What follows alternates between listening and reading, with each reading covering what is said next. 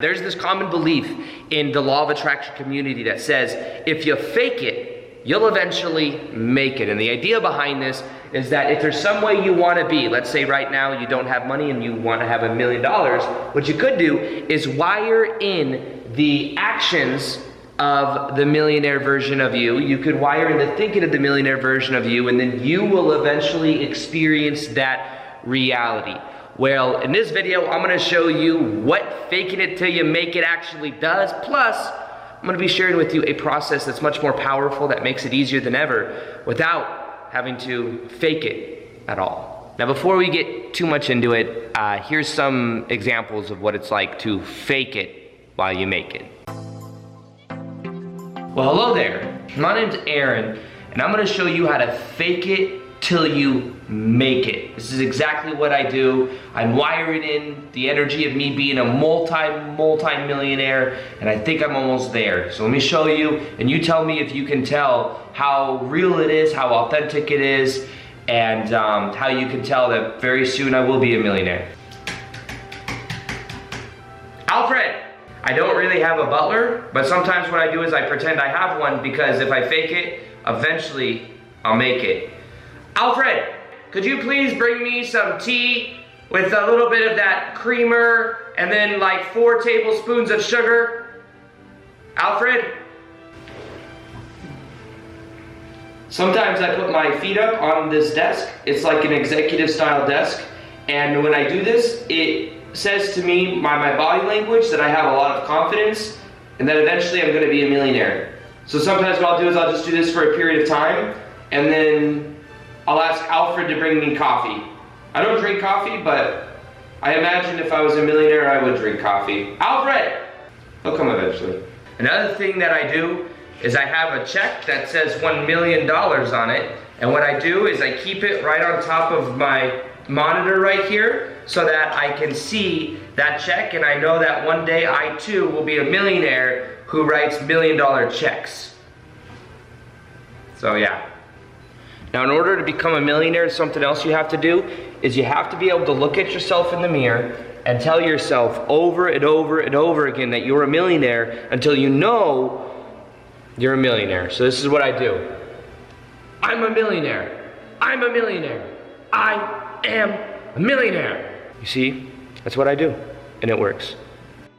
The problem with fake it till we make it is that when we have that mentality that we're going to fake it until we make it, we are doing something that is a means to an end. We are trying to get somewhere else, and many times what we are actually emphasizing is the fake. So we're emphasizing that we're not already where we want to be. We may be also trying to escape the present moment, and by doing that, we end up putting resistance into the present moment. But what if I were to tell you that there's a better way to go about this? A way that feels more natural, a way that is an end of itself, and that you can really feel good by getting behind.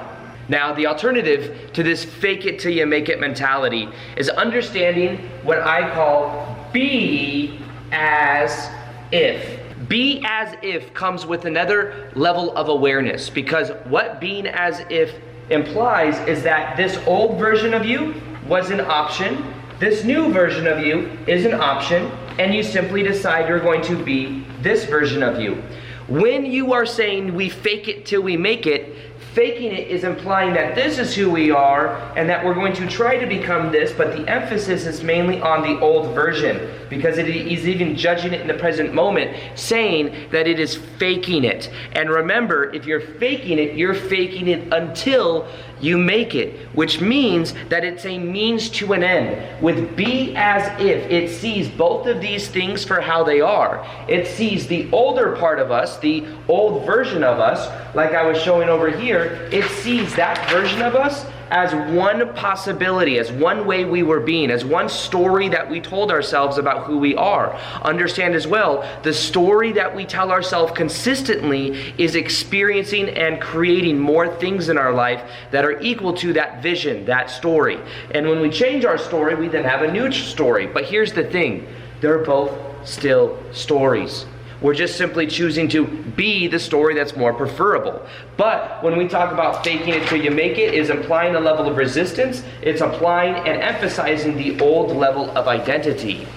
Now let me show you the other problem as well with faking it till you make it.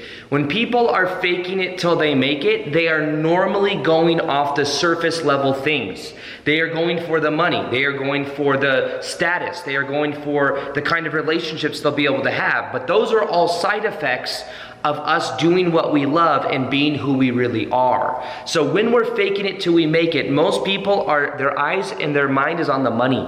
Their eyes and their mind is on the status. It's on the way their friends will see them. Those are all more shallow things. They're not necessarily things that will even make you happy, but that's why when I talk about being as if, it has to do with being who you really are and getting to the core of who you are. It means you're doing things for the sake of doing them because it's who you are. Now, from a certain perspective, you could say that when I started making daily YouTube videos, I was acting as if or faking it till I make it. But in actuality, what I was doing is I was being as if, because what I was doing is I was doing the daily videos, but that was more who I was anyways. I felt passion when I did that. I was doing it because I enjoyed it, and whether I was actually going to get the results to eventually become a full-time YouTuber or not, I would have done it because it was an end of itself. I realized this is who I really am, is sharing these ideas. So when you do something to fake it till you make it, your mind is on the money. Your mind is on the status, how people will see you.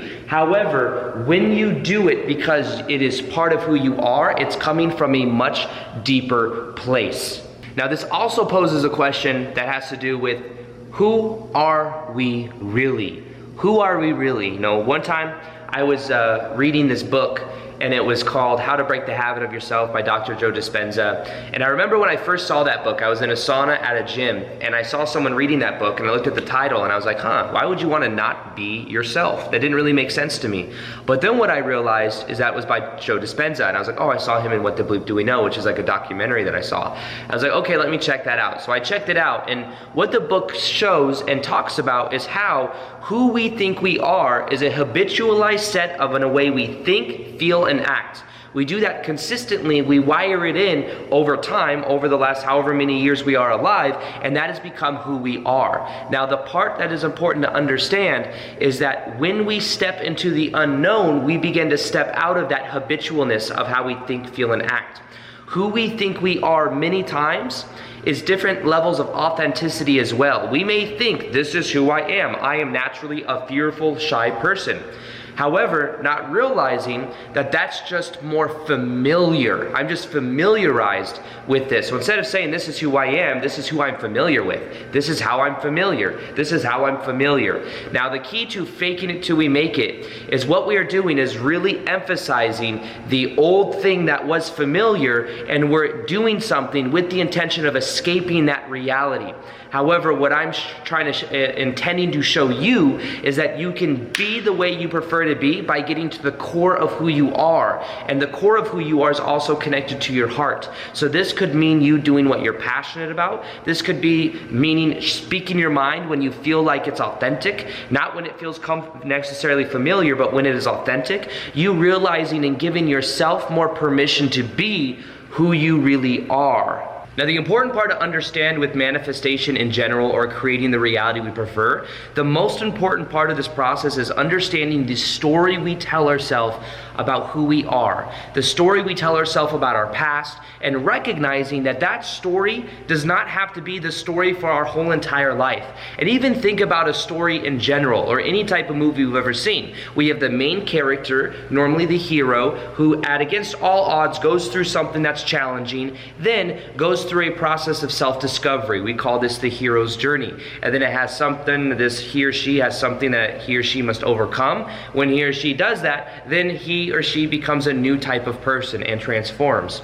Well, the thing about this that's important to understand is that you are at a certain point within your story, within your hero's journey. And at any moment, you can change the script, you can change the meaning you give to things, and you can choose to be empowered. You can choose to then also choose the best version of yourself and transform by understanding that your past led you to this point right now.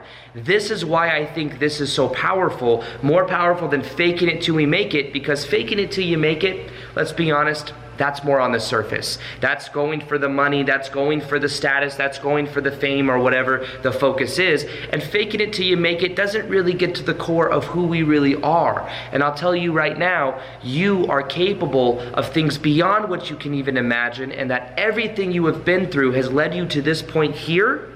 However, the script that you think you've been reading your whole entire life, that one that feels familiar, and for me that was having a 9-to-5 job, that was the pain of my past, of what I went through, that was the script that I thought I was given. I thought that it was set. My whole entire life changed when I realized that I could change the script from this point going forward. It was back in 2012. I changed the story I told myself about my past. I saw how a lot of my past led me to deeper levels of spiritual awakening and understanding more about myself. And then I decided, I felt to feel empowered and to go for my dreams. Even when I was working in my 9-to-5 job, I was telling myself, I had a story that is equal to working a 9-to-5 job. This is who I am. This is how I have to live. Therefore, my reality was equal to that. However, what eventually happened is I changed that story and said, you know what? I'm going for this no matter what. This is who I really am, and sharing these ideas. I know it's my purpose. I know it's what I'm meant to do. And when I started to do that, eventually that reality took on a momentum of its own. But what I had to do is I had to bridge those two realities, the 9-to-5 job version of me to the version of me that was doing YouTube full-time. I had to bridge them. It wasn't faking it till we make it, because faking it till we make it is assuming and emphasizing this old identity. It was more so being as if, because this being was who I really am. Me expressing these ideas. Maybe it was a little bit unfamiliar at first, and it was. I was worried about what people would think about me. I felt like I was opening myself up, and then if some people thought I had some weird ideas, that then I'd be judged. But I said, it doesn't matter. I said, I came here to be bold. That's what I believe, and I believe that for you too. I believe that you came here to be bold, and that you came here so that you could then express yourself in different ways. Maybe ways that don't always feel familiar, but understanding that as you do that, you create momentum for yourself, and eventually your dominant reality will be the way you are being as if. But here's the thing. You're doing it because it's who you are, not because it's until you make it. It's implying that if you're going to fake it till you make it, or you're acting as if, it implies that you are acting. It's not who you really are. But who you really are is really something that you find out at your core. Who you are may also change. What I mean is, I may be making daily YouTube videos right now, but that is what I'm doing. That is not who I am at my core. I express myself at my core, whether I do that in writing, whether I do that in YouTube videos, whether I do that on stage. Those are all different ways of me expressing who I am. So don't get caught up in what you are doing. Don't get caught up in your 9-to-5 job. Understand that there's a deeper essence to who you are. Understand that you don't have to act as if. It's not an act. And understand that you're not, at the end of the day, it's not like you're acting as if, and then at the end of the day you go home and you take off the mask, you take off the persona. This is about you being who you really are, and being who you really are is connected to your heart.